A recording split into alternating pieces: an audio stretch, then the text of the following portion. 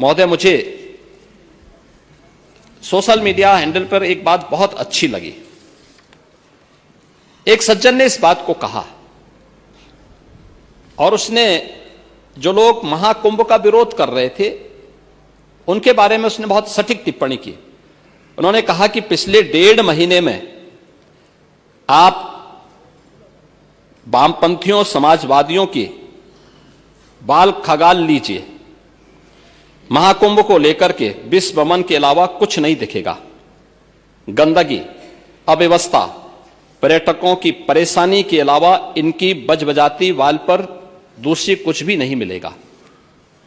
लेकिन इन सब से इतर धरातल पर इनकी बजबजाती विचारधारा का कोई असर नहीं है।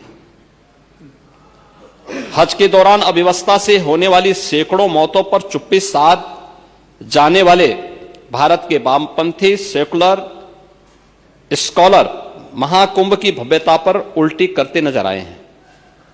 हर बार इनकी कोशिश महाकुंभ को बदनाम करने और फेल करने की रही, लेकिन ऐसे तमाम लोगों की मंशा को दरकिनार करते हुए करोड़ों लोगों ने आस्था की डुबकी लगा करके इनके जले पर नमक छिड़कने का ही काम किया है।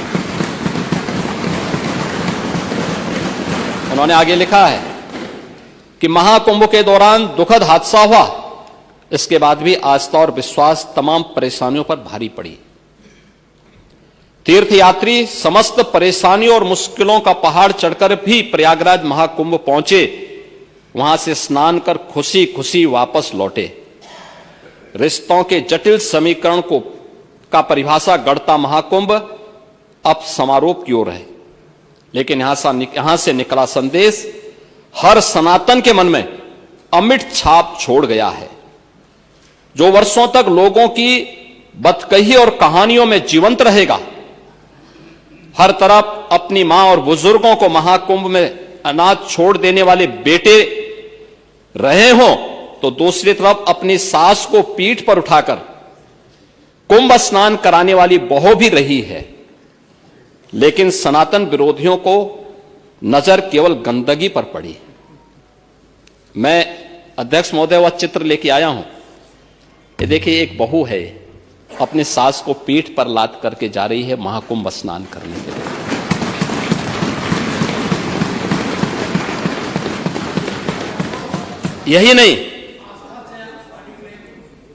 यही नहीं, आगे एक और बात कहते हैं। किसी ने सच कहा कि महाकुंभ में जिसने जो तलाशा उसको वह मिला।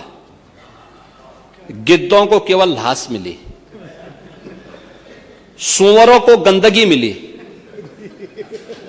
संवेदनशील लोगों को रिश्तों की खूबसूरत तस्वीर मिली, आस्थावानों को पुण्य मिला, सज्जनों को सज्जनता मिली, गरीबों को रोजगार मिला, अमीरों को धंधा मिला, श्रद्धालुओं को साफ सुथरी व्यवस्था मिली, पर्यटकों को अव्यवस्था मिली, सद्भावना वाले लोगों को जाति रहित व्यवस्था मिली, भक्तों को भगवान मिले। मतलब सबने अपने स्वभाव और चरित्र के अनुसार चीजों को देखा है। एक ही घाट पर सभी जातीय वर्ग के तीर्थयात्री स्नानार्थी बिना किसी भेदभाव के नहाते रहे। सनातन की सुंदरता आखिर समाजवादी और वामपंथियों को कैसे नजर आएगी? लेकिन इनके द्वारा लगातार किए जाने वाले प्रश्न इनकी नियत को ही संदेह के दायरे में खड़ी करती है। महोदय, ये टिप्पणी अचानक नहीं है। ये टिप्पणी भारत की टिप्पणी है, भारत की भावनाओं की टिप्पणी है। और जो स्वयं कुछ कर नहीं सकते थे, जिन लोगों ने अपने समय में इस पूरे आयोजन को अव्यवस्था और भ्रष्टाचार का शिकार बनाया था, आज वे महाकुंभ पर इस प्रकार की टिप्पणी करके भारत की भावनाओं के साथ ही खिलवाड़ करने का काम कर रहे हैं।